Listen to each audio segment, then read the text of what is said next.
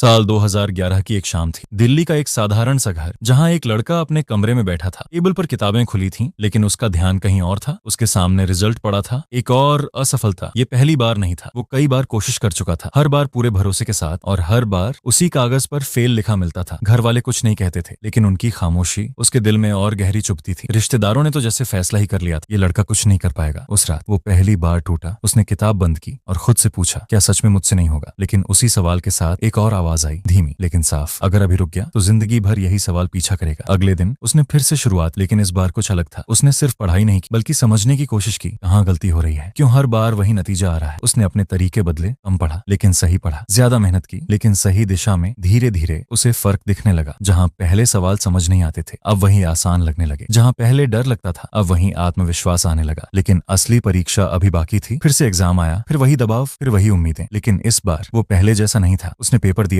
और बाहर निकलते वक्त उसके चेहरे पर एक अजीब सी शांति थी, जैसे उसे पता हो इस बार कुछ बदलने वाला है। और जब रिजल्ट आया तो इस बार उस कागज पर पास लिखा था, सिर्फ पास नहीं, अच्छे नंबरों के साथ। उस दिन घर में खुशी थी, रिश्तेदारों के सुर बदल चुके थे, लेकिन वो जानता था ये सिर्फ एक रिजल्ट नहीं है, ये उन सारी रातों का जवाब है जब वो खुद से लड़ रहा था, उन सारी सुबहों का जब उसने हार मानने के बावजूद फिर से उठना चुना। क्योंकि असफलता ये नहीं बताती कि आप खत्म हो गए हो, वो सिर्फ ये बताती है कि तरीका गलत था, और जैसे ही तरीका बदलता है, नतीजा भी बदल जाता है। इसलिए अगर आज कुछ नहीं हो रहा तो रुकना मत, बस इतना सोचो, शायद तुम्हें जीतने से पहले थोड़ा और सीखना बाकी है।